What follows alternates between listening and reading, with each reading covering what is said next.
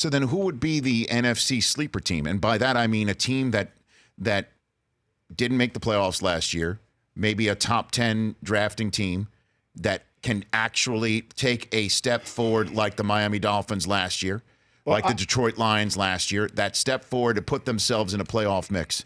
What do you think? I thought, well, Tampa fits that category. They didn't make the playoffs last year. But they were picking 19. They came awful close. They were one of the hottest teams from November. I think you saw last night. That's what a real football team looks like. And if I'm David Caldwell and Tom Coughlin and I watch Jameis Winston, I'm saying that's what a real quarterback looks like. That's what we don't have. We don't have that. That's pretty. So it's right in front of you. That's what we don't have.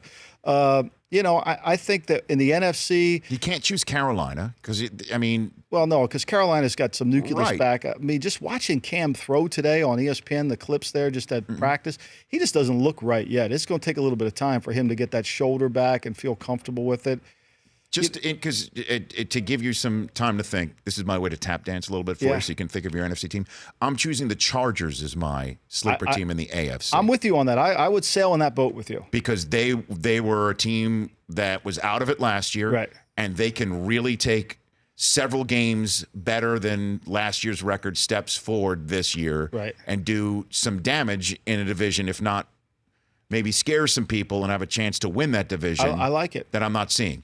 I don't see that team in the NFC. That's why Brockman, you said that last hour, am I talking my way into a sleeper team in the NFC? If Arizona, so I'm not going to go San Francisco. I think I think what Kyle Shanahan did in Atlanta is flat out remarkable. I mean, if you look at Matt Ryan's numbers from his career to what he did last year, if he was a baseball player, he'd be being tested for steroids because it's remarkable the difference that he had. I don't mean that in a bad way. I'm just saying there's such a variance in his numbers that it was remarkable. I don't know if Matt Ryan could ever have that kind of year. And I think Kyle Shanahan's a great coach. And I think Kyle Shanahan's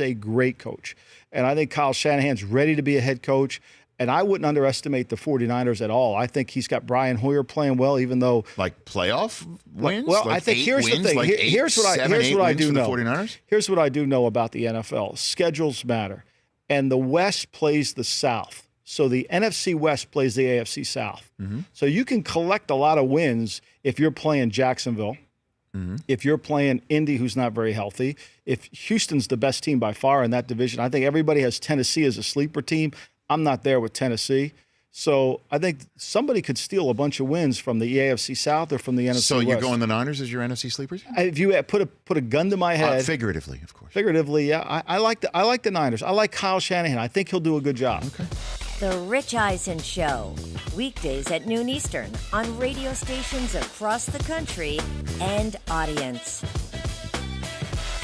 If you like that, download our app. Please, just if it's a memory thing, just delete other apps. You don't need those apps. This app, the Rich Eisen Show app, you need that.